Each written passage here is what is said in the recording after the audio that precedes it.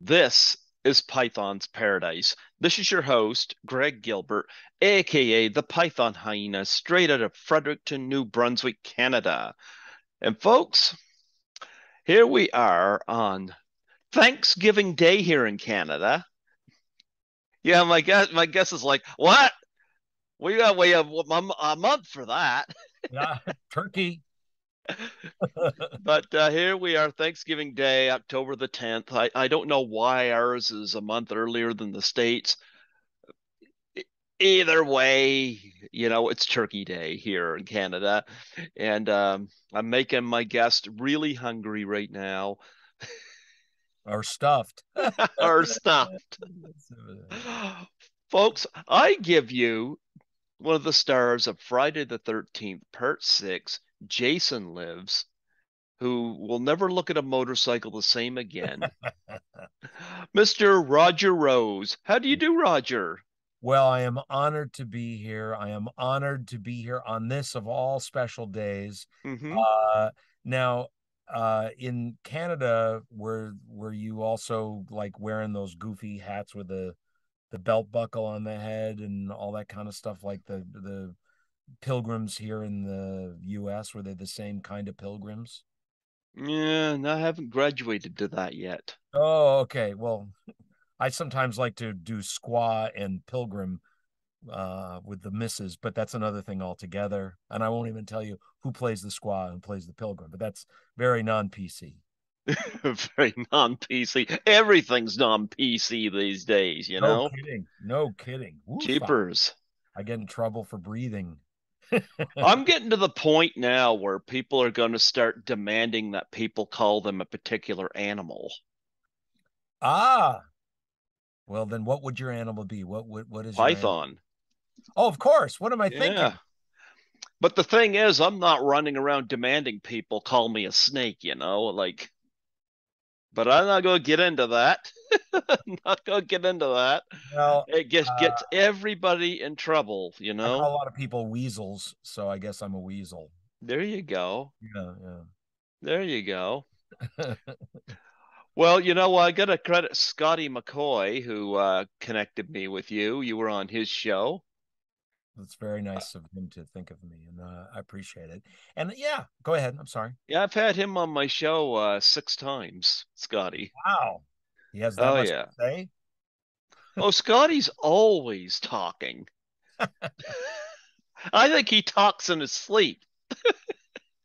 And yet he has a camera and a light on at the same Hmm. time, which is a little weird. Yeah. I guarantee you, if I call him up in the middle of the night, he's probably sleep talking in the phone. You know, can I call you Python? You can call Or me is Python, absolutely. that what you want me to call you? All right. Why Uh, not? I'm guessing, you just told me you did the all night shift, and I can hear a little bit when you're talking, a little bit Uh-huh. of sleep. I I know that feeling. Oh yeah. Because you were talking, you're going a little bit of this is in there, and There that's you not. go. Oh yeah.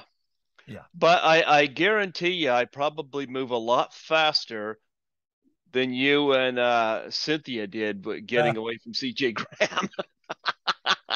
well, uh, I mean, do I can tell you that when we shot that, what the scariest part of that, or do you want not? You tell me. I'm happy to tell you. Uh, Well, I'll start you off right here. Look at this. I got two signatures on this thing. cool. I got the big box set here, Hmm. and I got CJ Graham, Jason, uh, part 6, 18 kills, explanation mark. Ah, I just met Tom Matthews. He's been on here 3 times, Tom Matthews wow. has. Wow. And I just met him for the first time at Horrorama, and he's going to be at Frightmare in the fall, so I'll get my Return of the Living Dead Blu-ray signed. But he's got Baby. got Tom Matthews, Tommy, 1 kill. But I'm gonna have to really go back to that and say, really, 1 kill? I mean, I would have zero kill, right? Well, I think Tom has 0 kills. Didn't Jennifer Cook snap his neck with the motorboat? Well, but didn't he kill? Well, I don't, but here's the thing. Here's the thing. Huh. Do you know what, if you did your homework, Do you know what movie I'm all the zombies and monsters and I kill a million people and I'm all the voices of the monsters? Do you know what movie? But you don't. Reanimator. And Are you heard of really? the Reanimator. I am that was my very first job in film. I got a call and they said, "Can you do death voices?" And that's how I got Friday the 13th, but that's another thing. But um so I go in and it's me and a woman named Pat Music, who's, if you know the actress Mae Whitman, that's her mother. Uh-huh. And she's a very talented lady. And she was all the female voices. I was all the male voices. I'm every single zombie in that movie. And do you remember the movie? Reanimator? Yes, I absolutely do. Barbara The Crampton. Reanimator? How can you Um, forget? there's a very dirty scene where the headless guy takes his head and performs oral gratification upon. Yeah. I don't know if it's gratification, but anyway, I'm the guy going and all that, and then so Stuart Gordon, who did the Reanimator and then the sequel to the Reanimator, and I don't want to get too blue, but you know. Pat and I were both mortified when we did that scene because it was just so hardcore. And I'm not in. If you want me to go into detail, I'm Go happy. ahead. You want me to? I don't know. It's Go just ahead. I'm a headless monster, and I take my head. I'm, my amputated head body, and a naked woman is spread eagle tied down, and I put my head down between her crotch and do what most headless guys would do. And so Pat and I are doing that noise and stuff. She's receiving anyway, so the sequel, Stuart Gordon wanted to freak us out both again. So in the beginning of the movie, the bad guy is locked up in a sanitarium and he is pleasuring himself. So he had me make noise of pleasuring myself. The camera is behind him and you could see his hand movement and I'm having to do that. Stuart Gordon, it was the funniest thing ever. Just watching me, horrifying. Because you're a performer and you're going, all right, well, I got to reduplicate. Oh Isn't it God. sad you couldn't get a nice little intimate scene with Barbara Crampton? Instead, this is what they gave you. Then there's a movie that just premiered on Amazon Hmm. because Amazon bought the MGM library. Who touches himself in that one? Well, this one is a great one. Do you know Hogan's Heroes? Do you remember the TV show Hogan's Yeah. Heroes? There was Clink and there was the big guy, I know nothing, and then there was their boss, this the little short man who is like a Clink. I'm going to get you, that guy in Hmm. Hogan's Heroes. They hired him and Linda Blair for $10,000. Again, I had just started my career, and they hired them. And Linda Blair comes up to an office building and says to Colonel Klink's boss, "Whatever, you killed my sister." They then flash back to a movie that was made in like Romania called Savage Island. Nobody spoke English. They kill everybody, and at the end of the movie, she goes, "And now I'm going to kill you," and she kills him. I'm every male voice in that film, and my proudest moment of that film, and it's just a horrifyingly bad film. My proudest moment is there's a gunfight with six guys, and I'm all six guys, and I kill myself. So I had to kill like and I'm killing all six of myself. Do you do that high pitch yeah Yes, voice? you had to do because it's like you're seeing one guy getting it, and I'm like, but those are all death voices, like and all that, and that's I get hired to do Friday the 13th and Tommy McGoughlin. That's how it all came to be because of all those movies. Yeah, and you died in that too. Well, I came. Do you know the story? Should I tell you the story, or I Well, don't? I know one story is that that scene in The Caretaker being killed Mhm. off were not originally in the That's right. script. That's right. Um, but the studio wanted more kills, you know? That's right. And the reason everyone knows that is because of my story. What happened was the studio. So I'm in there doing. I got to be known as the death guy in Hmm.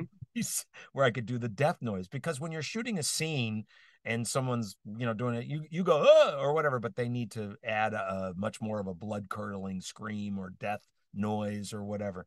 So I I was recommended to Tommy, and then I came in to do all the death noises for the film. He had finished the movie, and I'm telling him, you could see by my personality that I've always wanted to die brutally on camera. I'm telling him, and we're making jokes, and then I do the scene where Jason squeezes the guy's head and his brain pops out, which they edited. But may I do that noise for you? Go ahead. This is so picture Jason squeezing the guy's head and his brain flies out. They edited it down, but it's see, you think it's like this big noise, but no, it's because think about it. If your brain's popping out, you're not going to really, you know. So anyway, we're laughing, we're having a grand old time. The phone rings. I'm right there. And he goes, hold on a second. And he answers, and it's Paramount. And he goes, yeah, well, I mean, okay, right? All right, well, this weekend, okay, great. And he hangs up the phone and he looks at me and he goes, I've always wanted to do this. Kid, I want you in my movie. And I went, what? And he goes, that was Paramount. They want more deaths.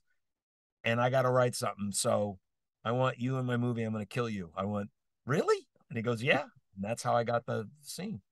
And we shot it that weekend in Griffith Park while the rest, was shot. I guess what you would know better than I would. South Carolina, North Carolina? I don't know. Somewhere in Georgia, I think. Oh, Georgia. That was it. Yeah. Anyway, so that's how I got in by doing all those death voices, and then we shot that weekend, and that's that. I've interviewed, you're my seventh guest from the movie. I've had Tom McLaughlin on here a couple times, you Yeah, know? the best. Yeah. I love him. And I'm very good friends Mm-hmm. with Nancy McLaughlin. Really? Yes, Yeah. because This oh, is from Nancy. Yeah. isn't that nice? Isn't that sweet? Yeah. How romantic? Yeah. I talked to Nancy a lot, and Yeah. she's been on here 5 times. Holy moly. Yeah. But Nancy's one of these people that I have a few guests that I'm still in touch with. I just did a convention with Lisa Langlois, a Canadian actress, and she and I remained friends for 5 years, and I've assisted her at that event. Well, Nancy, I haven't officially face to face met, Mm-hmm. but there's a lot of times she's one of these people I can call or she will call me Mm-hmm. just uh, just to shoot the chat. Now does she go? Hi. How? No, but I often ask her if she still has her American Express card when she leaves the house. Very nice. Yeah, Nancy is awesome. I know she's recovering from a hip operation as we speak, but I know when I met Tom Matthews at Horrorama, I called her up and I put her on the speakerphone with him. And I did the same with CJ Graham when I met him at Frightmare in the Falls. I Mhm. put her on and I said to CJ, I said, somebody on the phone here wants to criticize your roadside etiquette. Did you ask him about the fact that he literally had one eye, because of the mask? Did you ask him about that? Did you talk about that? No, I actually have not had CJ on here yet. I'm going to see him again at Frightmare this year, and I'm going to tell him to get a move on it. Well, but here's my question, which you could find out for me. Maybe it was just us shooting those scenes because it was the caretaker and myself, doing that thing. But he literally had one eye covered. So he had no depth perception. So when he's sitting there taking the machete after us, there was no acting going on. We were terrified because he had no depth perception. One eye was like, through the mask a little bit, and then no eye on the, if someone's coming at you with a big rusty machete, movie or no movie, you're going to go, ah, and we asked him right before, and he goes, no, I can't see. You know, there's no acting going on. We're going, ah, you know, so and when they shot our shish kebab scene, the camera's on this side, so he has to get the machete between our arms. And well, forget a movie. He's you try to do that with a rusty machete. That's scary stuff. There was no acting going. We're going ah, you know.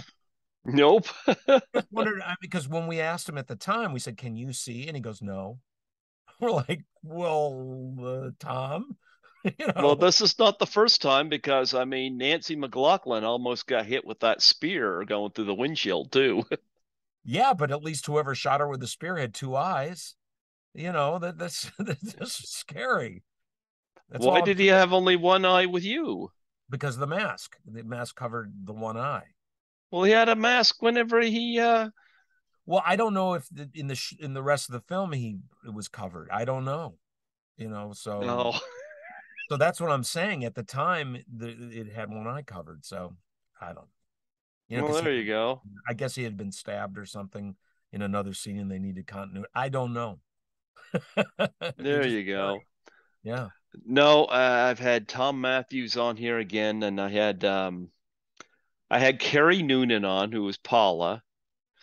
Um, I told her that she's a horrible interior decorator because she's all inside that cabin. Uh-huh. Yeah. And I had two of the paintballers. I had Whitney Rideback, who was Roy, and I had Alan Blumenfeld, who was one of them out there, the paint, one of the three that was triple decapitated. What really sucks? Excuse me.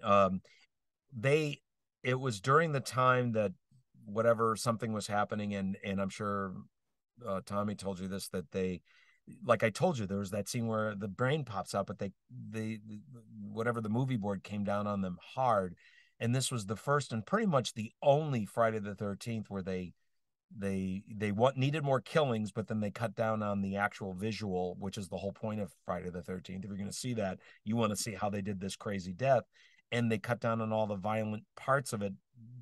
But it's a goofy movie, so I'm always bummed about that there was more on my scene, there was more in all those scenes, that poor Tommy had to cut back because of the board. But I mean, if you're going to one of those movies, you're not expecting I'm wishing you're Well, expecting. there are a lot of stupid parents out there because I remember when Bad Santa came out, people were taking their little kids to see it, Yeah, and they're Billy Bob Thornton, drunk out of his mind, pissing himself in a Santa yeah. suit. Which, by the way, is a Sunday night for me.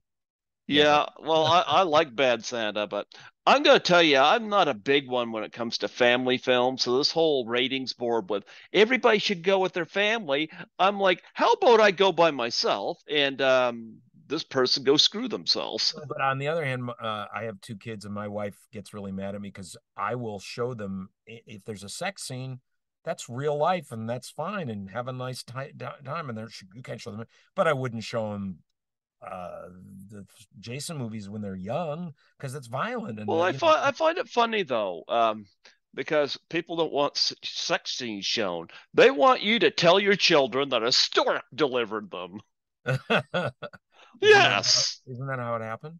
Are you telling me? Oh man, you just ruined it for me. Yeah. Um, but I will tell you that in the scene when he shish kebabs us, the what was cut out, and I don't know if I've seen it since. Um, Tommy he had a plexiglass thing, so there was the camera, then plexiglass, then us, and Hmm. filled our mouths with massive amounts of blood. So then the camera's here. So when he shish kebabs us, we turn and spit the blood so it hits like it's like a window. So the idea is that it hit the camera. Hmm. I thought that is so cool.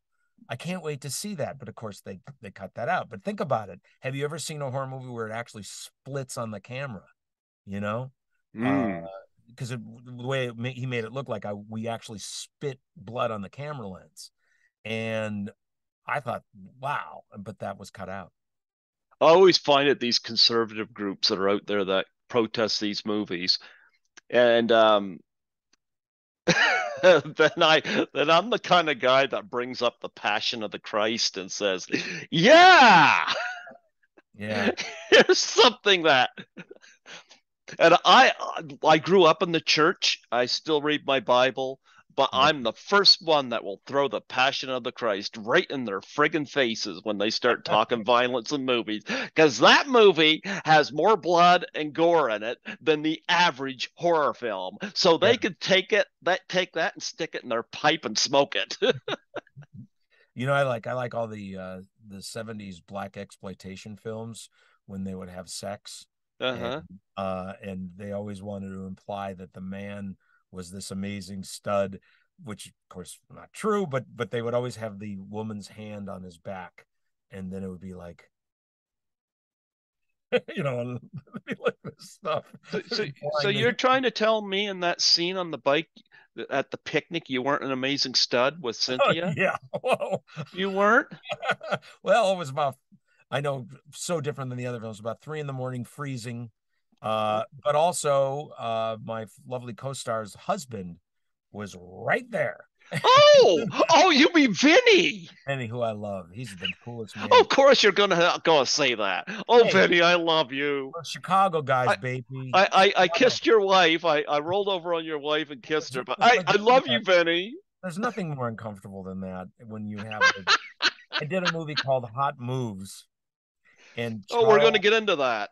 Oh, we were. Oh, okay. Oh, Anyway, we will. all right then. Anyway, but the point is that first of all, Vinny's from Chicago, Uh-huh. and then as I am, and then it was, but he was such a nice man. He and I were the ones talking. She and I hardly even talked because Vinny and I were hanging out the whole time. So it's like, excuse me, I gotta kiss your wife. Pardon me, just to help you out here. You didn't say, is there any way you want me to? Oh, no, we hardly even talked about that. We didn't even talk about that. We were talking about Chicago, and then it'd be like, okay, well, here we go. Oh, okay, excuse me. Let me just grab your wife. So Cynthia, good kisser? I'll say yes. You better Yes. say yes. Yes. I've I was tried to get them both on kissed her. here. I was thinking of him the whole time. I don't know. I'm sorry. You were What? you were thinking of Vinny? If I ever Yes. get Vinny on here, I'm going to tell him that he was thinking of you when he kissed your wife. Well, actually, I was thinking of deep dish pizza and Vienna Red Hots from Chicago. No, I'm kidding. They're still married, isn't that right? I mean, I haven't talked to Yeah, I them. tried to get them on here, and I did hear back from her, and then haven't heard back again. Oh, Nancy keeps telling me, to keep pushing at it, but there's only so sure. many times I'm going to keep messaging people, Yeah, of course, of course. It's like, come on. But I thought for a moment, when I found out later in life that they were married, I was like, gee, you're lucky the red dot you banged didn't go in your ass. Well, so we mentioned hot moves. May I digress to that real quickly? And Charles Hayde, Sure, his girlfriend was the girl that I had the scene with. And Charles Hayde, if you got to be old for this, but you got to remember a TV show called Hill Street Blues, and I he was do. the crazy man. And I can't speak for if he was or not in real life because he, as opposed to Vinny, where Vinny and I talked and kidded around and everything like that, this guy was like a wolf. He just would walk around and glare at me and didn't say hello to me. And it would be like, every time I'd look up, there he was, just coming, it's like, I go, who's that? And she goes, oh, that's just my boyfriend. And they ended up getting married. But I mean, he was a scary man on TV and he was a scary man in person.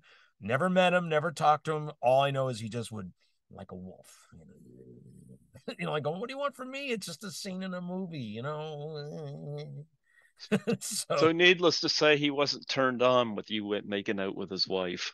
needless to say, I don't know and I don't want to know. And you don't, uh, I did another movie, which will go nameless, that was actually a bigger movie that my leading lady and I had a makeout scene, but she was doing the director. And the way I found that out is the day before our kissing scene, I'm walking through the parking lot or whatever, and there they are enjoying each other's company in the car. And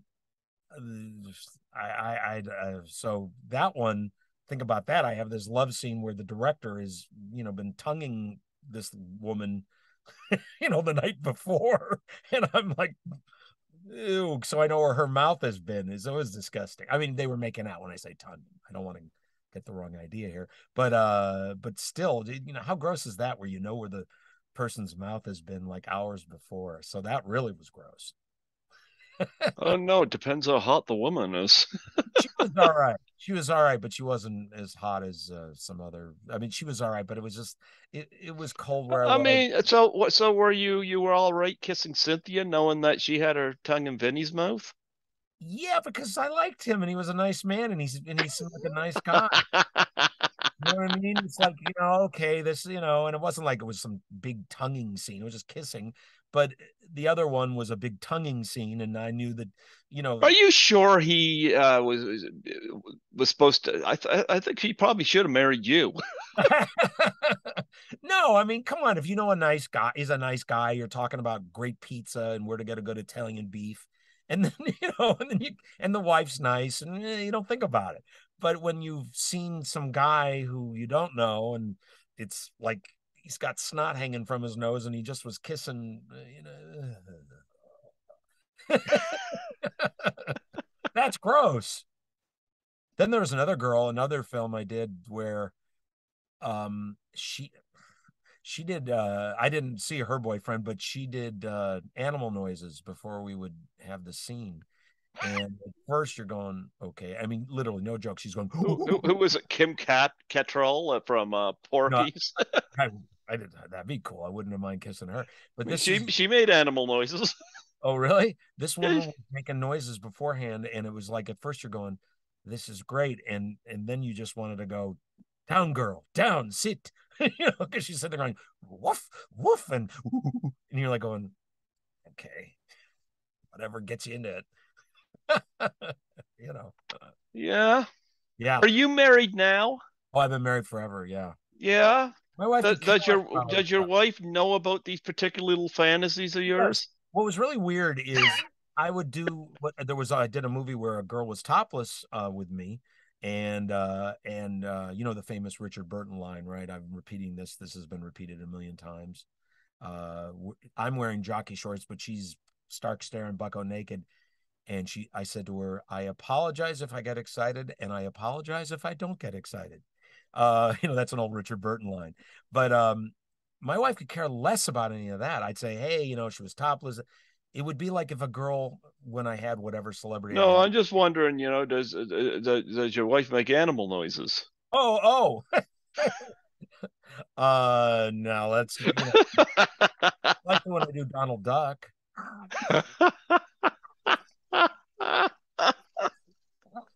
She liked that at one point. Now it's just she points and laughs at me, but that's just not anything to do with doing voices.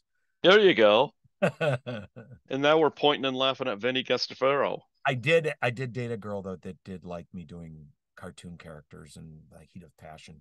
And at first it was fun and then it got weird. I don't think you want to be with a girl where you're going, You know what? It reminded me of Robin Williams once told a joke about how ridiculous people look whenever they're orgasming, and yeah, he said you look so damn goofy, and he started doing a goofy impression having sex. yeah, there was this girl that really liked all these cartoon voices. And again, as a young male, I can't speak for you, but I can speak for me. It's like a girl will talk to me. Sure, I'll do. Oh, yep, yep. I'll do the whole thing. And fine by me. Whatever she wants, I'll do it. Oh, I bet Scotty did not get this kind of exclusive interview out of you. No, he Boy, didn't. I'm I didn't talk about all this stuff. No. Oh, this is awesome. This is Thank you. awesome. Yeah.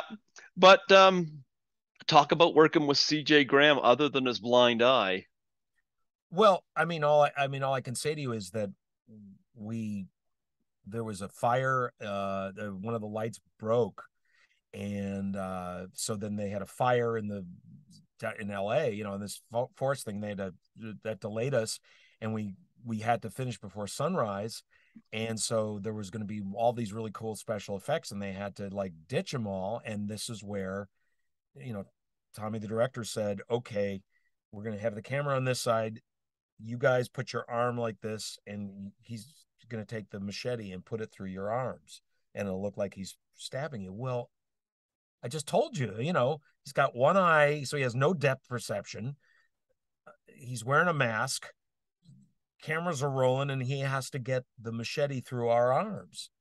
That's terrifying, because he Yep. could miss, and it's a real machete, and it's really rusty old machete. I mean, it's nothing's fake there. So again, when we were going, we were going, because it was terrifying.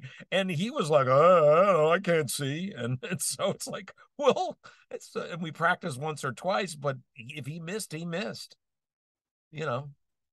And he was just like, oh, and he got the mask on, he can't breathe, he's sitting putting shit on, It's like stuff on. Stephen Wright said, if first you don't succeed, skydiving isn't your thing. Exactly. It really, I mean, for camera purposes, it was real. Uh, but we were, it was, and it was really cool because he did have set movements. There was, I guess, more about him than I do. Was he in the military or something? I Could you, think so, yeah. he had very specific movements that he had to do, and that was very cool. But when he Hmm. killed us, it was not very cool because, as I said, Yeah, you guys didn't even get to eat the picnic basket. no, I know. And oh, and did the guy who played the caretaker? Did anyone tell you what happened with him? With No, Bob Larkin. yeah, Bob Larkin. So the way it worked was because he had to kill both of us. That's what Paramount allowed. Um, so remember, Jason breaks the bottle and sticks it in his neck, and then the blood Hmm. comes out of the spigot. Cool death, right? Hmm. So they made a fake neck for him with a spigot, and then tubes went down to the bottom of his feet. But again, they had all these technical difficulties, so they had to do everything manually. So with us, it was with our arms. With him, they had to have two guys at his feet blowing into plastic tubes to blow the blood out, right? So it's like, well, if you know anything about plastic tubes and all that kind of stuff, or if you've ever blown up an inflatable chair, it's not that easy. The No, gravity and everything. So blowing in a tube, it doesn't work. It just the liquid just sort of sits there. So they had to keep blowing the tube, pardon, till they got to the point of the neck, and then they'd say action. But the visual of Bob Larkin standing there going, ah, and these two guys going, because they couldn't get the blood out. And it was also 40 degrees outside. And so nothing worked. And they're just sitting there, these poor guys going, and he's screaming, ah, and no blood. And they finally, I think they warmed the blood up or something. And finally, what, 40 degrees? That's cold for you, is it? well, that in Los Angeles, that's a cold wind. You But know what? That's a t-shirt and shorts I weather for know, us I know. here. Yeah, but you try blowing fake blood through a guy's neck at 40 degrees. So it Bob, was pretty funny actually, because they couldn't get it to work, and the poor guys standing there screaming. These poor guys are on their knees having hyperventilation, and it finally, like, little bit of blood, but not a lot. But I just always remember that because it was just sort of like, wow, the magic of movie making. there's so many great lines in this movie too. Bob Larkin had one where he kisses the bottle and says, "You're going to be the death of me." And Ah, what way to go. And of course, how hilarious. I mean, Ron Palillo had the same wow, thing he had in the the best scene. opening. Yeah, I mean, as Isn't it considered? Horshack there in the opening, he goes, "Can we leave? My heart can't take it anymore." Yeah, Uh, his heart really isn't going to take it. It's going to be on the other side of his body. you probably know this better than I, but isn't that considered, of all of them, the best opening scene of all the Jason movies? Isn't that what they say?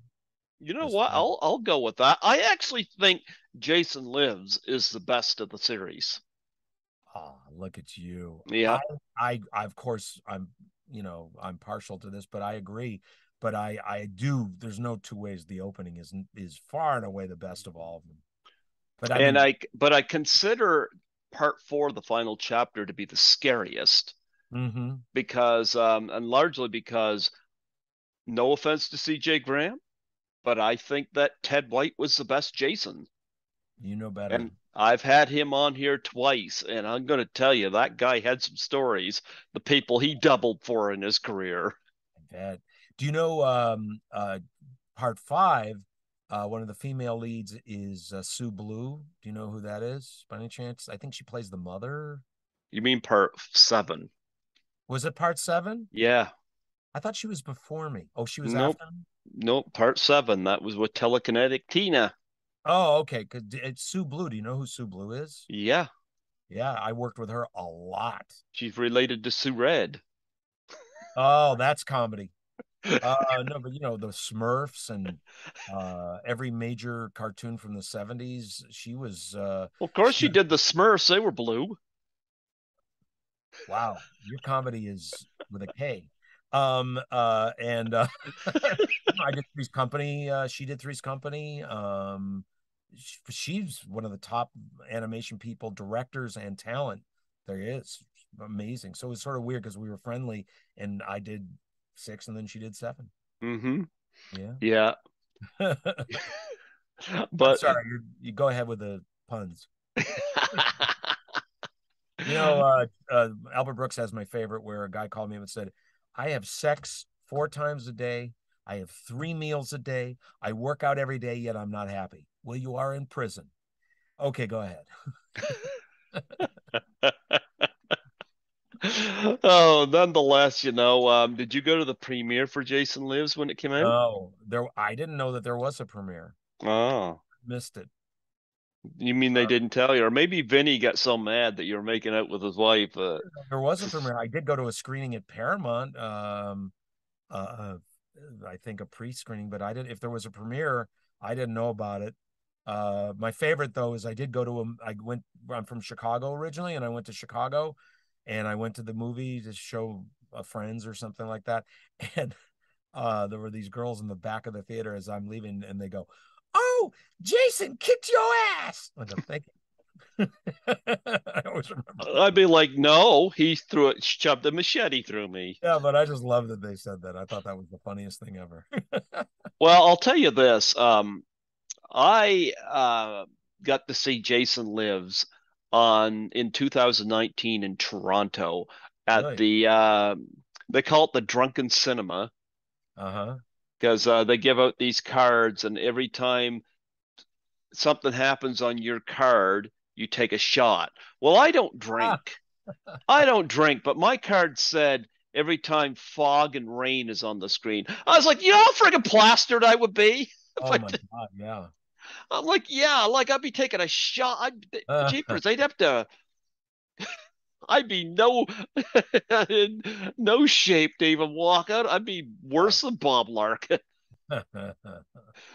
But nonetheless, I remember putting a post about it on Facebook, and the following day I went to a Christmas party, and my phone rings, and it's Nancy McLaughlin, and she goes, and I said to her, I said, I was watching you last night, and she goes, I saw that. Yeah. How many of So they show that night? How many of just Jason Lives. really? Yeah. And the it was the I've seen about half of them on the big screen. Yeah. And this was the best experience I had watching one of those movies on the big screen. That's, I mean, that's people laughed at Jason X too, but for different reasons because it was so fucking bad. yeah. But this here, the humor worked. Well, because of our illustrious director, he really knew what he was doing. Well, do you hear Tom McLaughlin is trying to make another one? Is he really? Yeah, I it's hope gonna be set in the snow and it's gonna have an all-female cast. that He's so funny. Okay. Well, Yeah. I can't see how he cannot use me in the snow since that's what I'm most known for. Thank you. So whatever. Well, you can just as easily go and drag. Just ask Cynthia. Uh, just ask Cynthia for some clothes. The clothes she makes Vinny wear. This is what I do Sunday night. Now you know what I do Saturday night, but that's another thing altogether. I gotta blow in about 10 minutes here. So just FYI. What do you mean blowing about 10 minutes? We just talked about blowing. You want to talk about more blowing? Come on, man. Well, Get it again, under that's control. one night a guy can do, what can I say? Okay, well, I got a few more films I got to ask you about. You mentioned Hot Moves. I've Yeah. had the director, Peter, no, not Peter Foldy, it's screenwriter Peter Foldy on here 3 times. Oh, you've had Peter on. Yeah. What's his real name? It's some Hungarian name or like Skoldy, Foldy, Holdy. I love Peter. I've run into him here and there. I know it's so funny that you know hot moves. Shoot. Yeah, I've had, well, I mentioned I know Lisa Langlois, and her manager uh, sends a lot of people to me, and one of them was Peter Foldy, and Peter sent me a signed CD because he does music. Yes, he did. He was a big Canadian rock star, wasn't he? Yeah, and yeah, and so I had him on three times and talked about hot moves and Do you know? Can I remember it's my favorite line of anything I've ever done is from yeah, that movie. May I utter it for you? go for it. Uh, I played Royce, the big brother, and which was a weird name. And I Hmm. said, "You mean this beach is crawling with chicks who are dying to get into your pants, and you guys try to score a hooker?" Yeah, that was my big line that I remember verbatim. I'm off book. Yeah. I just remember, wow, this is where my career's gone. And of course, Carrie Noonan was also in that movie. Yes. Yeah. Yeah, you didn't get to work with her in Jason Liz, but what were your memories of her? Because I know she hated hot moves. I had her on here, and she did not want to talk about it. She was it was a very low budget movie and I had fun because I wasn't showing my stuff. And that's back to Charles Hayde, because not Carrie Noonan, but the other girl Uh who huh. that's was his Jill girlfriend. Whitlow. No, maybe it was Carrie Noonan. Who's the one who had it must have been Carrie Noonan. I can't remember. But anyway, one of them was dating Charles Hayde, and he was around the set. The ladies were not happy. There was also another penthouse pet who was pretty goofy. The ladies were not happy, and the guys were.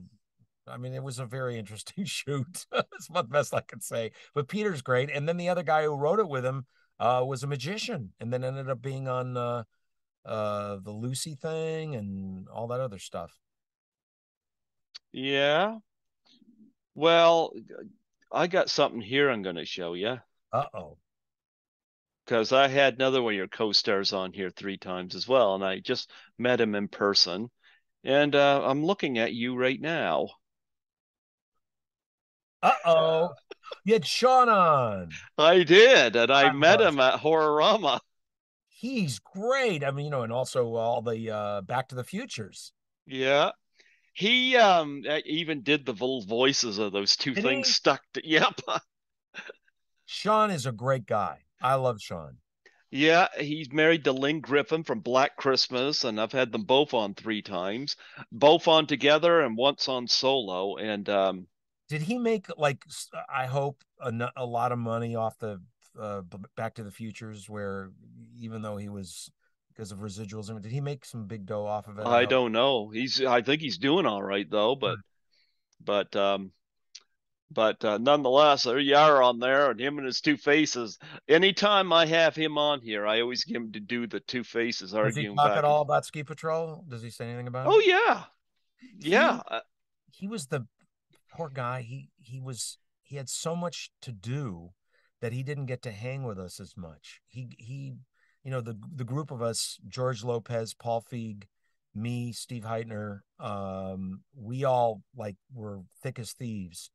And we invited Sean along, but he had to do his three characters and the makeup and everything he was so heavily involved that he was really much more of a being into his acting, and he didn't get to have as much fun with us as I wish he could have. You had some fun with Leslie Jordan on there. And Speaking Leslie of Friday the 13th, he was in Jason Goes to Hell. Leslie Leslie Jordan at that time was closeted as a gay man. An he would we shot this in Utah in Park City. So he would have to go down at night to Alcoholic Anonymous meetings, um, gay something or other meetings, and he also had some other thing. He talks about it all in his books and everything. But this poor guy was trying to be on the straight and narrow. So, you shoot a movie, it's 12, 14 hours. And then to find these meetings in Mormon land is almost impossible. And so this poor man would have to zip down. I ran into him not too long ago and he goes, "Hey, Robbie." I'm like, okay, fine. I'm not going to even correct him.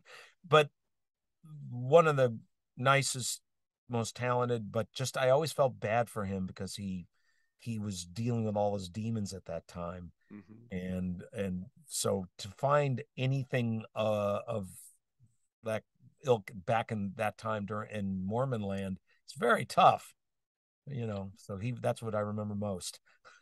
And you went from Cynthia to kissing Yvette Napier. You Yes. talk about, was she a good kisser? She was dating my stuntman. Oh, Uh, Now I was the why is lead, it with you kissing these women in front of the people they're dating? but he had my life in his hands. So so I was cool because all I could think about was because we would do some skiing stunt, and this man had just saved my life actually a couple days before we did the kissing scene. So my attitude was, hey, this guy's gonna save my life. Whatever she kissing. Because there, when you would ski in this movie, what they did is they had a snowmobile, and then there would be like a little sled that they'd pull along, and then they would shoot me from here, and I'd be doing this, so you'd have the snow in the background, and I'd be doing this. But what they didn't bother to do is the camera is very heavy, so the camera was on the back of the snowmobile, and then the guys driving the snowmobile, and then there's me on the sled. Well, the weight of the snowmobile way outweighed the weight of the camera way outweighed all of us. So my stuntman, Yvette's boyfriend, was like skiing alongside of me. I'm going, well, you don't need to ski alongside me. He goes, no, no, and they don't, of course, tell me. And all of a sudden, as we're skiing downhill or whatever, the camera weight goes like this, the sled goes like this, and is going to collapse. And he grabs me right off the sled and pulls me right off. Wow. So, yeah. I got So, two more films I'm going to ask you about, and okay. I'll try to make this as brief as I'm possible. sorry, just that I'm No, doing. no, no. I know you're worried that these men are going to come after you for kissing their wives. Yes. Listen, I had the daughter of Blake Edwards on here, in tribute to him, Wow. Jennifer Jennifer. Edwards. You Yes. know, Jennifer's awesome, and of course I noticed in your credits you were in The Men Who Loved Women with Super Burt good. Reynolds. Yes. Uh, that's cool that you mentioned that. She was a really cool lady. Blake Edwards was my hero, Yeah. and that's an interesting story how I got that role. Mm-hmm. They had used me. They just asked me to do a little thing in Micki and Maude, which was like I had known. I was very lucky to have known Dudley Moore, but I I was could. going to ask you about that film too, Oh, but I got a million stories about him. He was the coolest. But yeah. so I was on the radio here in Los Angeles in the afternoons. Mm-hmm. And so I got this audition for Micki and Maude as this policeman. And the producer knew Tony Edwards, no relation, believe it or not. He uh, brought me in because I had met him with Micki and Maude and whatever else, and I audition, and then I have to go do afternoons in Los Angeles. So I'm like, hey, that's blah blah blah, and then the hotline rings, and he goes, "Why didn't you tell me you're that Roger Rose on the radio?" I go, "I didn't think." And they gave me the role because he heard me on the radio that afternoon. So you never know. And Mm-hmm. Burt Reynolds, first thing came right up to me, Burt, how you doing, Burt? I was like, whoa, cool. And Blake Edwards, right? So it's all these huge. Burt Reynolds was the number one box office guy at the Oh time, yeah. and Blake Edwards was one of great. And I'm like, oh my god. So I said to Burt Reynolds, do you mind if I add lib a little bit because that's sort of my background? He goes, I don't care, whatever you want to do. It's great. It's wonderful. Oh, nice. But they were so big at the time. What I mean by they were so established and old in what they did, it's like we come and we rehearse. I ad lib a little bit. Burt Reynolds goes, good. Blake Edwards goes, good. And then they all go off to their trailer and they set up the camera. And I'm sitting there. Hour goes by, 2 hours goes by. They're doing the lighting. They're doing, okay, we're ready. They walk in. We do our scene. Everyone, Blake Edwards goes, you happy? And goes, yeah. Okay, good. Set up another shot. And then they leave. And then 3 or 4 more hours goes by. They're in their trailers. I'm just sitting there, because it was like they're big. They're big, big time guys. So it was Mm-hmm. really cool. But it was um not I mean, I was expecting everyone to hang and there was no hanging. You know, No. could not have been more professional and nicer, but And the guy who plays my partner in the police was Burt Reynolds' stuntman, and he looks like Burt Reynolds if you look at him. There you go. Yeah, Well, I need to ask about Micki and Maude as well. Also, Blake Edwards. yeah. I mean, you I had get a the very small role. gorgeous Amy Irving in that too. I mean, easy Very on the kind. eyes, huh? Dudley Moore was everything you'd hope he'd be. We Mm-hmm. became friends, and there was this place called Le Dome, which you could read about in books. It was like one of the big Hollywood hangouts. So he goes, "Let's go to Le Dome for lunch." I have not a dime to my name. So just like out of the movies, we go to Le Dome. He drives up in his Rolls Royce, and he comes out, and of course, Mr. Moore, of course, and they give us the cool boy table, and I'm like, gosh, gee, okay. And we have this insane lunch where, yes, Jacques, we'll have the shrimp and the and I'm like, okay. And I have no idea how much this is. And comes the meal ends, and he goes, I've forgotten my wallet. And he goes, you mentioned American Express card. I go, huh? I got $20 limit on my card, whatever. He goes, I'm more embarrassed than anything in the world. I'm so sorry. And I go, oh, it's okay. He had forgotten his wallet. So I paid the bill, which went. And then he said, anything you want, anything you want. I owe you, I owe you, I owe you. And I said, I want to go to the Playboy Mansion. And he got me into the Playboy Mansion. Isn't that cool? Oh And wow. he told me stories about everything about Arthur and different celebrities. The one that stands out in my mind that I can tell is he used to perform. He had like a trio, and he told me that after he did Arthur, every famous drunk in the world wanted to have dinner with him, and he wasn't a drunk. He would drink a little wine, but he really wasn't a drunk. That was all a character, and he didn't drink very much. Mm-hmm. And but every famous drunk wanted to go out with him, and he said that one time Frank Sinatra asked him to go out, and he said that he's sitting there with Frank Sinatra, and Sinatra's chugging back the Jack Daniels, baby, and he's trying to keep up, and then he has to perform at the Roosevelt Hotel, and so he said, picture Frank Sinatra in the front row, there he is at the piano, and Sinatra's screaming, louder, louder, baby, louder. And you're like going, oh my god. but Wow. but he was I mean, of celebrities, and I've been lucky enough to know a lot of them. He was one of the most everything you wanted him. He would be he's insanely insecure, really depressed at times, but just a genuinely funny, wonderful man. I can't say enough nice things about him. I've heard that from other people as well. Do you have any charities that you want to plug on here? Oh well, that's very nice. Athletes and entertainers for kids is the one that I like. That helps kids that need to be adopted and things of Mm-hmm. that. That's very nice. And any AIDS charity, go for it. Yep. Yep. So, but I hope I gave you enough good answers about things. It's funny Oh you yeah, you were great. This was so much more didn't ask entertaining me about than I could Hamill. have ever. Huh?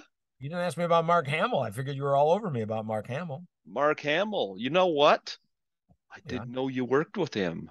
a lot. Comic book the movie he directed. I starred in You with him. see, I didn't see that, so I Batman, Billy and Mandy. We did pilots together. I'll just tell you one real quick Hamill story. Hamill is a good pal of mine. He's my okay. friend, and we started a movie together. We've done a million other things, and again, back to like Dudley Moore. He's so good to his fans and so great.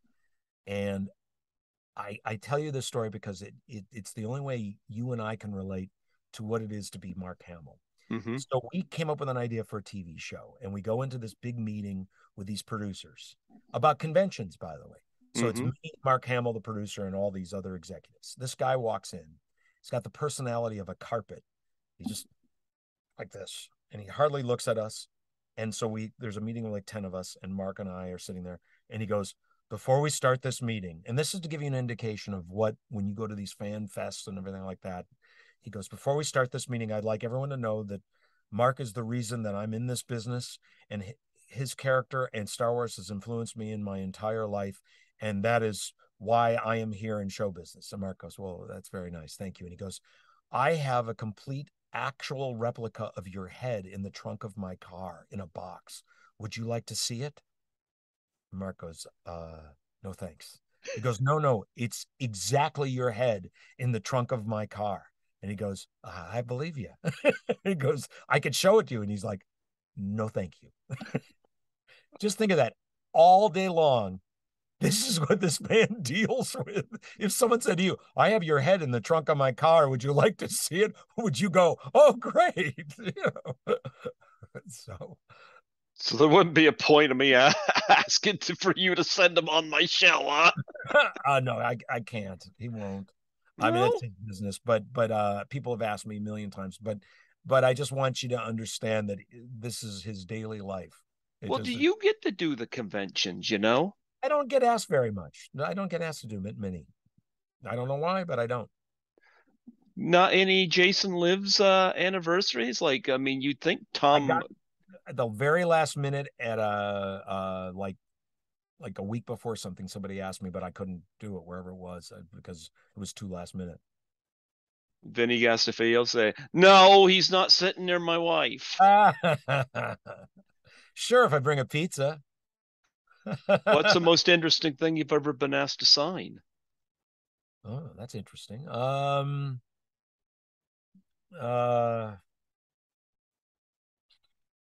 I'm trying to think of something that is You didn't very. sign Mark Hamill's head? I've signed, no, but I've seen him sign some. I've seen him sign. I had him sign a blender just because, just for fun. No reason. I signed my blender. I brought one and I said, sign it. Okay. And he's like, what is wrong with you? Thank you very, very much, man. I hope this worked out for you.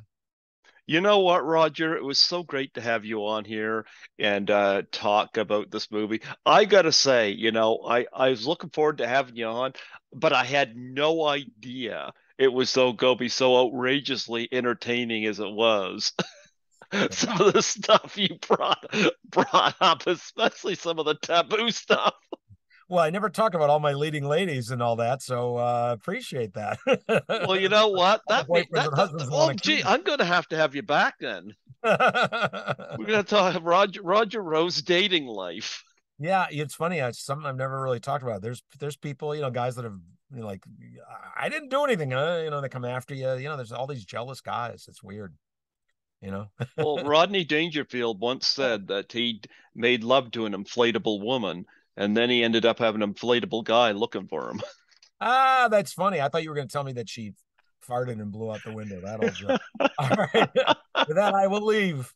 It was a real pleasure. I'm honored that you asked me. Thank you. Absolutely. Would you do a plug for my show before you cut out? Oh, okay. Just state your name and say you're listening to Greg Gilbert on Python's Paradise. Hey, I'm Roger Rose, and you're listening to Greg Gilbert on Python Paradise. Absolutely. Ladies, he's coming after you. He's That's coming right. after you. I swear it. The boyfriends. There Take you care, go. man. Real pleasure. Thank God you. bless you. Thank you so much. Good. See ya. Bye bye.